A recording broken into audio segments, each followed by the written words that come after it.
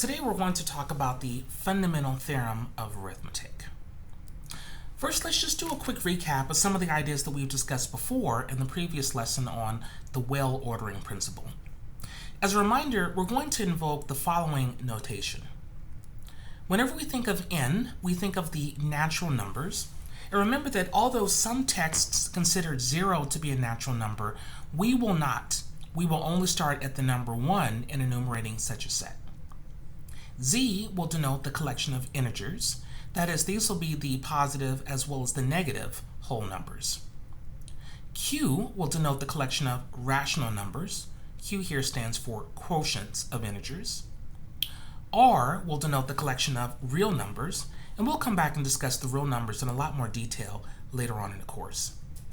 And finally, C denotes the collection of complex numbers, numbers of the form a plus bi, where a and b are real numbers, and I here is just the square root of -1. We found last time that the natural numbers have a remarkable property called the well-ordering principle. That is, if we have any non-empty subset of the natural numbers, then this subset must contain a smallest element. We also discussed the idea of divisibility. That is, let's let n here denote a natural number. Remember, a natural number is just simply a positive integer. We'll say that an integer d divides our natural number n if n equals d times n prime for some other integer n prime. Similarly, we'll say that d does not divide n if such a number n prime does not exist. Using all of this, we can then consider the quotient of one natural number by another. Let's let a and b be two positive integers. Using division, we can write a as q0b plus r0, where we think of q0 as the quotient of b by a, and r0 will be the remainder. It's a non-negative integer that is strictly less than b. We can then consider a series of steps where we divide b into a, find a quotient and a remainder. We can then divide that remainder into b, so that is, we can write b as q1 r0 plus r1. We can then divide r1 into r0, and we can continue in this fashion, but at some point we'll have to stop. If at that point we get a remainder of 0, we look at the remainder 1 before. We'll call this d. D will be the least remainder that we'll have in our set, where this remainder has to be a positive integer. This d we call the greatest common divisor of a and b, and denoted by the GCD. We say that a and b are relatively prime if their GCD is 1. Last time, we found out, through what's called the Euclidean algorithm, the following three properties. First, this d is a divisor of both a and b, and conversely, if d prime is any other divisor of both a and b, then d prime is a divisor of d as well. Second, there exist integers x0 and y0 such that a times x0 plus b times y0 equals d.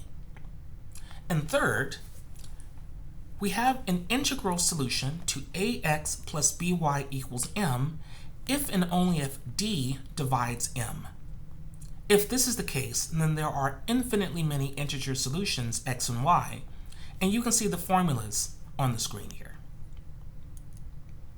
Now, we'd like to use all of this to maybe introduce some properties of how this is going to be useful.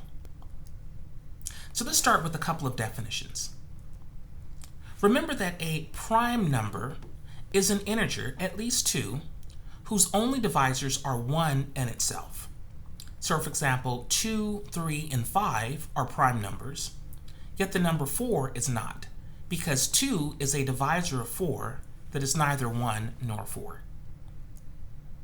We say that a positive integer is composite if it is not prime. That is, if there exist positive integers n1 and n2, so that the product is n, yet each divisor is strictly between 1 and n. That is, 2 is less than n1, and n1 is less than n. We'll write down a few results based on these definitions. First, let's say that n is the product of two positive integers, n1 and n2, that are relatively prime.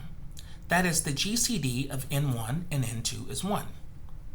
Well, if d is a divisor of our positive integer n, then I can also factor d as d1, d2, where d1 and d2 are relatively prime, and they also divide n1 and n2.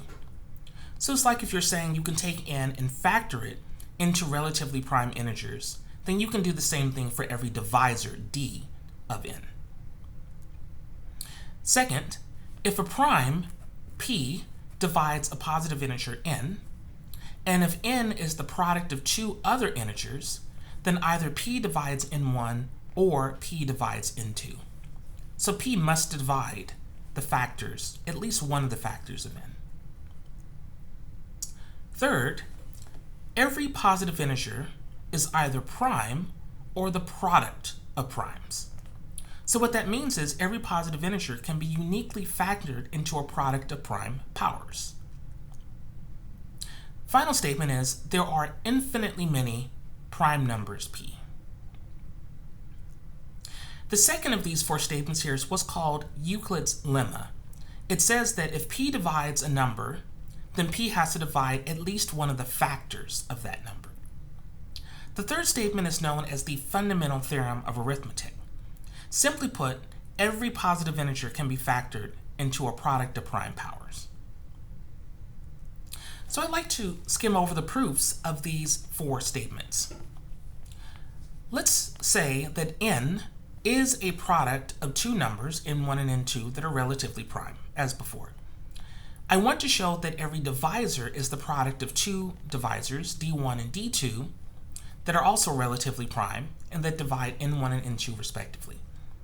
So first, let's just review some of the definitions we had on the previous slide. Remember that n1 and n2 are relatively prime, so their GCD is 1. We've also defined d1 and d2 as the greatest common divisors of both d and n1 and n2. So using all of this, we can then use the Euclidean algorithm to actually write d1 and d2 as linear combinations of d and n1 and d and n2 respectively. So without worrying about all of the various details here, we've introduced a few new variables to keep track of some of the statements that we said before. But mainly these new variables all come in because of the statement of the Euclidean algorithm. Now what we can do is start to multiply various equations together, and we come up with a statement that goes something like this. U times d is equal to d1 d2, and d equals v times d1 d2. The u and v here are both positive integers that all come from the various variables that we introduced before. So if you stare at these two equations in terms of these positive integers u and v, then we see we must have u and v equal to 1. So if this is the case, then d equals d1 times d2 as we originally claimed. Let's move on to the second of our four statements. We'd like to prove this via what's called the contrapositive. Simply put, remember that we wanted to show if a prime p divides n, then either p divides n1 or p divides n2. The contrapositive is the statement if p does not divide n1 and p does not divide n2, then p does not divide n1 times n2. Right? The contrapositive simply means negate both parts and then reverse the order. So to this end, let's say that p does not divide n1 nor n2.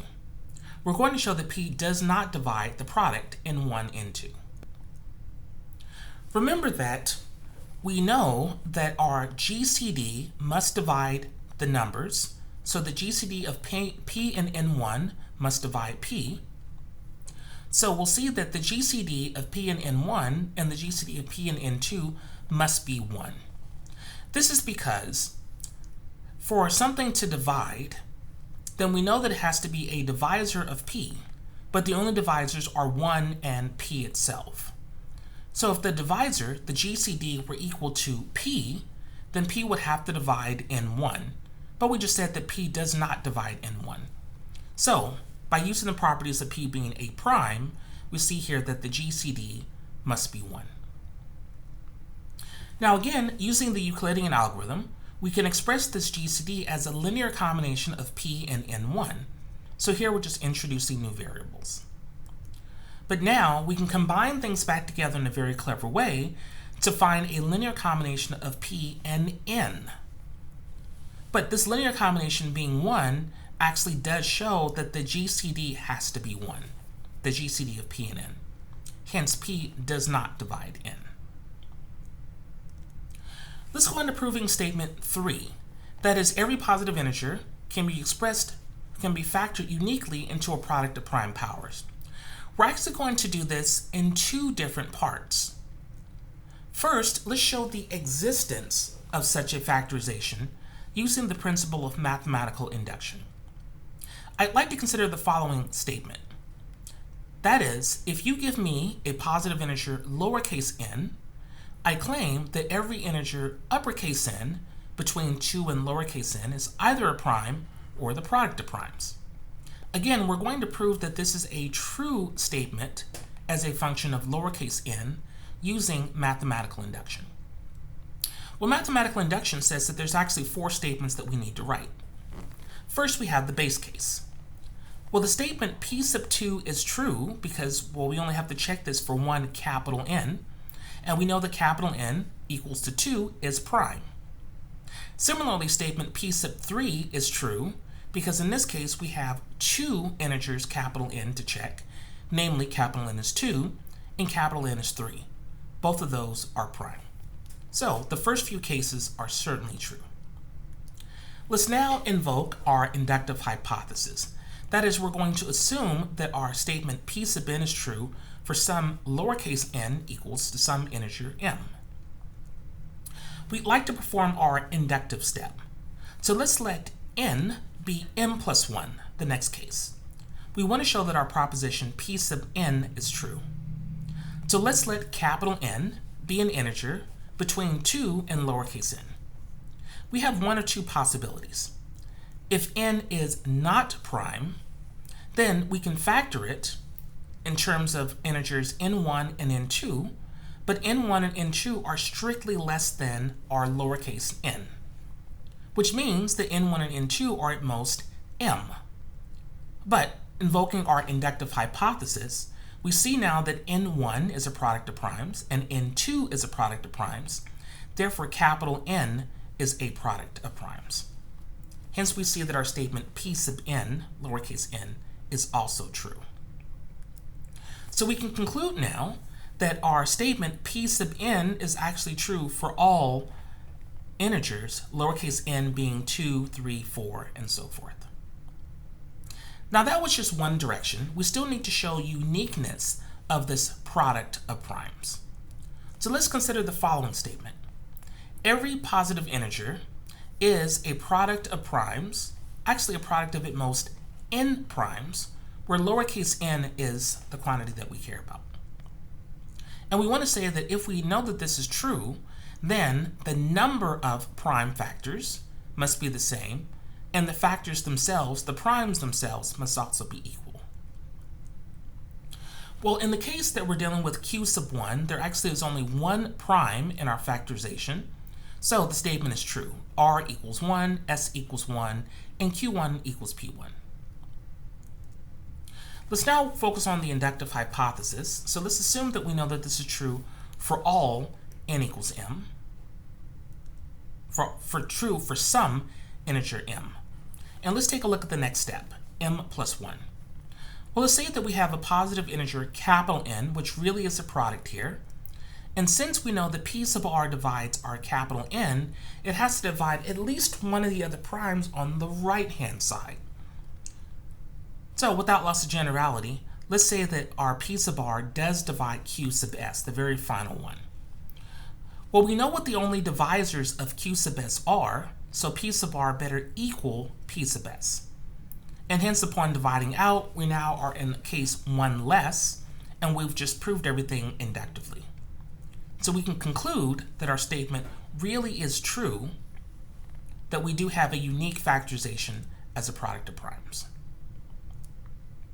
So finally, let's show statement 4, that there are infinitely many primes p.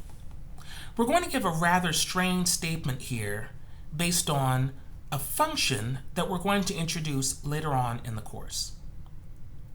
Let me consider the following sum. So here, take a real number s greater than 1, and let's consider the sum 1 plus 1 over s plus 1 over 3 to the s plus 1 over 4 to the s, so on and so forth. This is what's called the Riemann zeta function.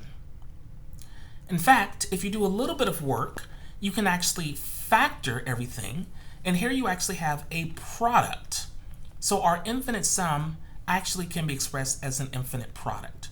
So our 1 plus 1 over 2 to the s plus 1 over 3 to the s, we can actually write this as a product 1 over 1 minus 2 to the negative s times 1 over 1 minus 3 to the negative s times 1 over 1 minus 5 to the negative s, and so on. This is typically what's called an Euler product. So we're writing this now in this weird way so that we can stare at this in two different ways. I'm going to plug in s equals to 1. Well, here we have a sum, 1 plus 1/2 plus 1/3, dot, dot, dot, should equal to the product 1 over 1 minus 1/2 times 1 over 1 minus 1/3 times 1 minus 1 over 1/5. So I want to stare at this in two different ways. If I look at the product and assume that there are only finitely many primes, then that product is a finite number. On the other hand, if I look at the left-hand side, I get back what's called the harmonic series. 1 plus 1/2 plus 1/3 plus 1/4, and so on. In this case, I know from calculus that the harmonic series diverges. So what I actually see now is that I have a sum that it has to be infinite. Hence the problem. If there were only finitely many primes, p, then I should have a finite number, but I don't. So there must be infinitely many primes, p. Thanks for watching.